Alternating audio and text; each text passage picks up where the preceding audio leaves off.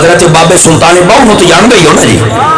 آپ جدو پیدا ہوئے سن تے 40 دیہڑاں تو بعد جدو آپ کو گھروں باہر کڈیا گیا تے جیڑا بھی شور کوڑ دا ہندو اور کافر اور سکھ آپ کو ویدا ہا بس چہرہ ویکھ کے مصطفیٰ دا کلمہ پڑھ لیندا.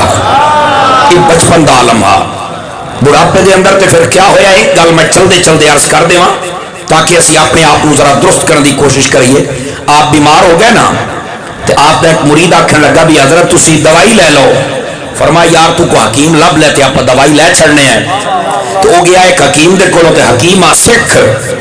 اس ویلے اج کل بھی کئی بڑے سکھ حکیم مشہور نے تے لوگ انہاں دے کول بڑے شوق نہ جاندے آدھے نے یار مسلمان دوائیاں صحیح نہیں دیندے تو میں اس بارے سکھاں کول جانا. میں نے کہا یار شرم تے نہیں آندی, کیا خیال ہے؟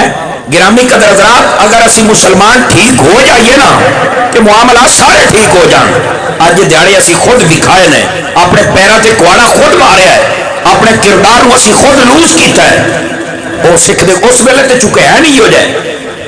اس نے آخیا جی کہنے دوائی لانی ہے؟ میرے بابے نے.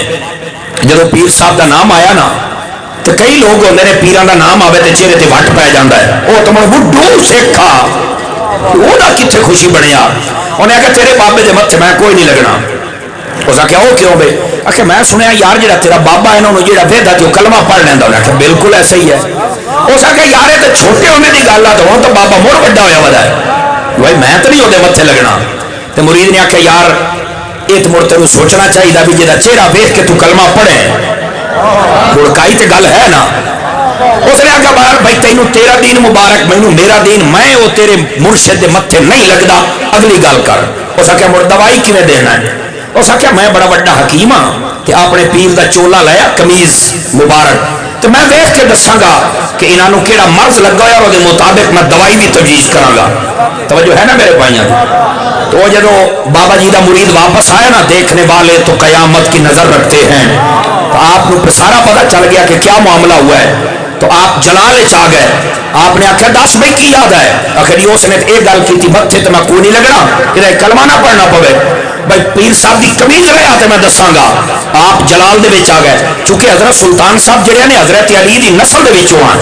ایک گل یاد رکھ لو شاید کئیاں نوں نہ پتا ہوئے, حضرت علی دے صرف 2 بیٹے نان. اج جنہاں تے لوگ دکانداری چلا رہے ہیں اپنی مذہب و مسلک دی, یہ صرف 2 بچے نہ آپ دے. جناب حسن حسین آپ دے ٹوٹل 18 پتر آن. بولنا سبحان اللہ جے جاگدا بیٹھا تھا. آپ دے ٹوٹل 18, انہاں دے وچوں ایک نے نسل پاک وچوں حضرت سلطان باہو.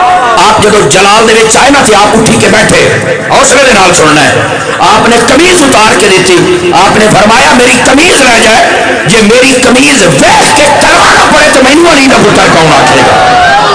نعرہ تکبیر, نعرہ رسالت, نعرہ حیدری, تاجدار ختم نبوت. زندہ باد, زندہ باد.